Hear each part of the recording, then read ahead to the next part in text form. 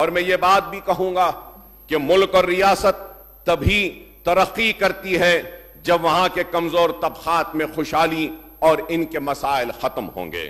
تلنگانہ میں ہماری کامیابی یہی رہی کہ گزشتہ 10 سال کے دوران امن اور بھائی چارگی برقرار رہی اور کمزور طبقات وہ بالخصوص مسلمانوں کی ترقی کے اقدامات کیے گئے۔ ملک کے کئی ریاستوں میں جس طریقے کے واقعات پیش آ رہے ہیں وہ شرمناک ہیں۔ کئی ریاستوں میں مسلمانوں کے خلاف سفاکی اور بربریت عروج پر ہے، مذہبی مقامات کو نقصان پہنچایا جا رہا ہے، حجاب، بیف، لف جہاد، گھر واپسی، بلڈوزر راج اور پولیس ظلم کی ایک کے بعد ایک دیگر مثالیں قائم کی جا رہی ہیں۔ آج وطن عزیز کہ کئی ریاستوں میں مسلمان کمزور طبقات بڑی آزمائشوں اور مصائب کا شکار ہو چکے ہیں۔ تشویش کی بات یہ ہے کہ آج ہی اخبارات میں یہ خبر آئی ہے جس میں ایمنسٹی انٹرنیشنل نے ہندوستان کے کئی ریاستوں میں بی جے پی کی حکومتوں سے مطالبہ کیا ہے کہ وہ مسلمانوں کے خلاف بلڈوزر ایکشن بند کریں۔ رپورٹ میں بتایا گیا کہ گزشتہ سال اپریل تا جون 3 ماہ کے واقعے میں 128 املاک کو مسمار کیا گیا، 617 افراد کو بے گھر ہوئے اور ان کے کاروبار تباہ کیا گیا۔ چند دن قبل امریکی ادارے ہندو واچ کی ایک رپورٹ میں بتایا گیا کہ گزشتہ 6 ماہ میں ملک میں 255 مسلم مخالف نفرت انگیز تقاریر کے معاملات درج کیے گئے۔ جن ریاستوں میں الیکشن ہے وہاں پر زیادہ زہر افشانی کی گئی۔ تو میں آنریبل پینل سپیکر سر، محترم پینل سپیکر سر، یہ بھی کہنا چاہوں گا کہ ملک کے کئی ریاستوں میں فسطائی نظریہ اور ہندوتوا فروغ دیا جا رہا ہے۔ مذہبی منافرت کینسر سے زیادہ تیز پھیل رہی ہے۔ ہماری ریاست تلنگانہ ان چیزوں سے پاک رہی۔ یہاں مذہبی منافرت نہیں ہے، فسطائی نظریہ یا ہندوتوا کا اثر بھی نہیں ہے۔ تلنگانہ میں ملک کی دوسری ریاستوں کے بنسبت مسلمان محفوظ ہیں اور میں امید کروں گا کہ کانگریس کے دور حکومت میں بھی مسلمان محفوظ رہیں گے اور فسطائی طاقتوں کو شکست دی جائے گی۔ تلنگانہ میں کوئی بلڈوزر راج نہیں اور نہ ہی مسلمانوں کے مذہبی مقامات کو نقصان پہنچایا جا رہا ہے۔ یہاں کے خواتین آزادی سے حجاب کا استعمال کر رہی ہیں، تعلیم اداروں میں بھی کوئی روک ٹوک نہیں ہے۔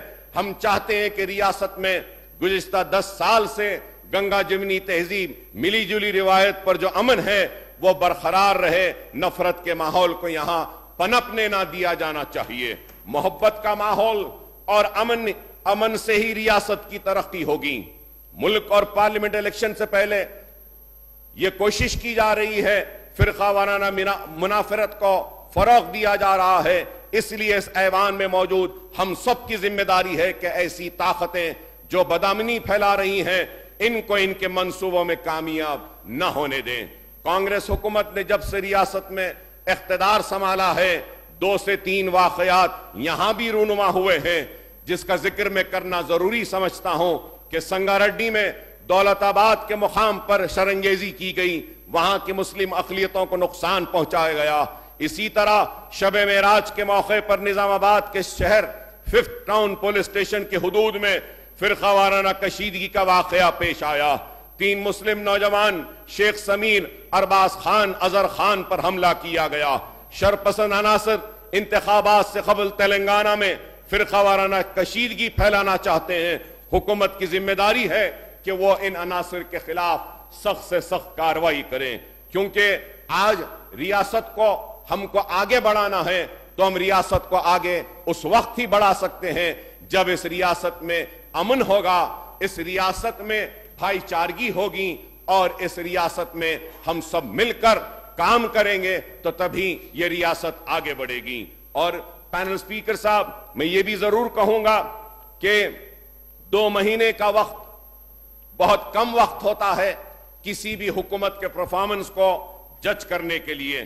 تو میں یہ سمجھتا ہوں کہ کسی بھی حکومت کو سنبھلنے کے لیے اور سمجھنے کے لیے وقت دینا ضروری و لازمی ہوتا ہے، اور میں امید کرتا ہوں کہ یہ نئی حکومت اب بہت جلد سیٹل ڈاؤن ہو جائے گی، سنبھل جائے گی اور مسائل کو سمجھے گی اور انتخابات سے پہلے عوام سے کیے گئے ان وعدوں کو پورا کرے گی.